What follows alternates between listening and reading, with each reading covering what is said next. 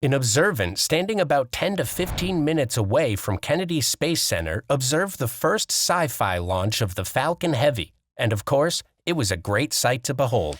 In case you don't live close to KSC and want to have a clue on what it's like for the Falcon Heavy to be launched in your backyard at 2:30 a.m., no doubt you will definitely wake up and perhaps listen as your roof starts vibrating, and the vibration may eventually run through the walls of your room and make your windows rattle. So the initial launch sounded like incredibly heavy thunder that went on for several minutes. The scariest part is the sonic booms that will come afterward. A better way to describe it is to think of a giant alien ship randomly coming up, kicking and punching your house, or a full-on giant cannonball getting shot at your home twice in a row. This is what it feels like to live close to Kennedy Space Center these days. Let's refresh our memories about the recent SpaceX Falcon Heavy launch that operated on high IQ technology, which shocked scientists and left us to feed our eyes on the most amazing things that ever happened in the human race. Stick around and let's ball along.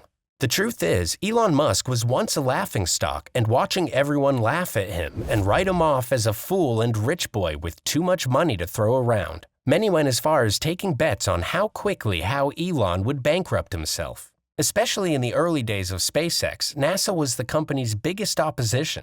NASA thought they were the best in manufacturing space rockets, and no other company would ever come remotely close to what they had achieved despite their stagnation. But right before our eyes, after several years, we've watched as Elon Musk finally had several designs ready and began to build them. Then the testing time came, and everyone ridiculed him for every blazing crash and failure of the rockets. Even though many of us belong to the school of thought that says one must first fail before ever having a chance to succeed, SpaceX and Elon Musk suddenly declared that the next launch would be a successful landing, and then it happened. The naysayers went deathly quiet as he did exactly what he said he would do, then declaring he was going bigger, better again. In this era of SpaceX, the naysayers are now gone, and in their place are countless SpaceX followers. They are lovely fans willing to throw money at Elon and SpaceX. NASA perhaps felt ashamed and ate their own words as they admitted they had been overtaken and left in the dust in the space technology race. NASA realized how they've unable to keep up and unable to explain why they were wasting so much taxpayers' money on a death rocket, which their engineers always claim to spend time working on every day, yet it is not flown above the Earth's atmosphere. With the recent successful launch of the Falcon Heavy, space has finally been privatized by someone who dared to dream and actively sought to make his dreams come true. SpaceX right now is the #1 space agency in the world, and everyone else is just playing catch-up, except for Blue Origin. Though they are pushing it up to their best, but they'll never catch up to SpaceX, not now. A Falcon Heavy launched from NASA's Kennedy Space Center, or KSC, in Florida on Sunday, January 15th at 5:56 p.m. EST, kicking off a classified mission for the U.S. Space Force called USSF-67. Liftoff of USS-67, Go Falcon Heavy, Go Space Force, a mission team member said over SpaceX's communications line during the live webcast of the launch.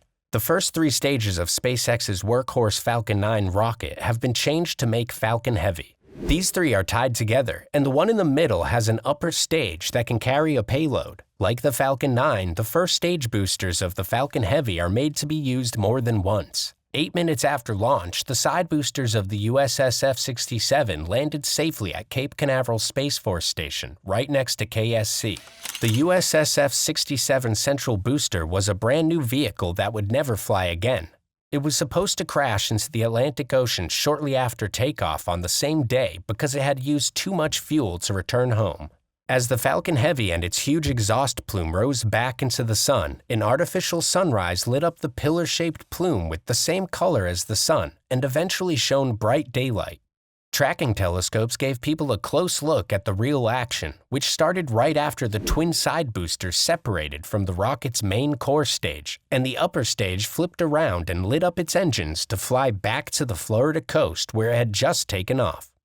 The upper stage of the Falcon Heavy kept sending its payloads into orbit, but we are yet to see much of that trip because SpaceX stopped the launch webcast right after the booster landed at the Space Force's request. It is not clear when the payloads will be deployed. Many SpaceX fans saw the flight, and the sight of it swept them off their feet when they saw the mystery behind technology happening up there in the sky. Russell Anderson, who witnessed the flight live, expresses electrifying excitement, saying, "I saw it going up last Sunday, early evening, as I was driving home to Oviedo from Almonte Springs. At first I thought it was a UFO. I saw the orange-yellow pillar of fire, then the boosters separate. Then I saw the second stage going up into space. It left a cool multicolor smoke trail and a blue-white mushroom at the top. It was so cool." Another SpaceX lover, Walter Engler, who thought the launch left his wife with an unbelievable thought, said, "I watched the launch and separation over and over. My wife could not understand why, but the engineering and process involved are wonderful." Indeed, the feeling of seeing all the stage launch of the Falcon Heavy rocket is an overwhelming experience. The sight of seeing those side boosters' exhaust interactions were amazing. It started as if they had butterfly wings, and then went to holding hands, with the exhausts meeting in the center. Falcon Heavy carried a military communications satellite having smaller payloads. And guess what? What Elon Musk has been trying to explain to the public about booster separation finally happened before our eyes. Watching the flight concept was very intriguing, especially as the side boosters got separated from the central core booster. It depicts a picture-perfect example of the power behind innovation. Not just innovation, but how creative the brain behind this sort of technology could be.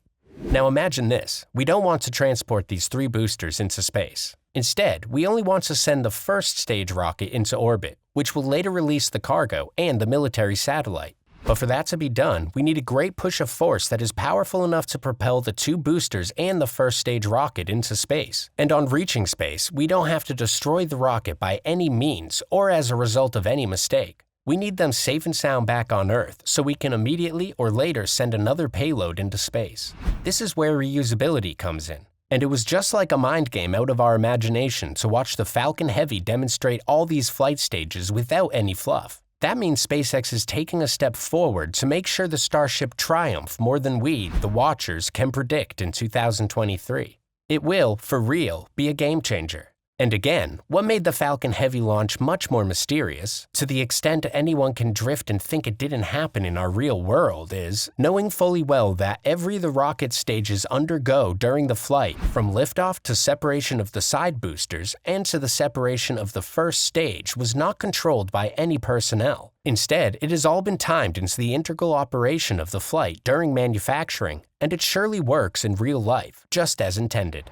The whole scenario was actually a groundbreaking event that had never happened before our eyes in the history of rocket science. Do you think SpaceX's next launch will be successful? Let's also take a look into why SpaceX's continuously postponed Starship first orbital launch fly. Just click on the video.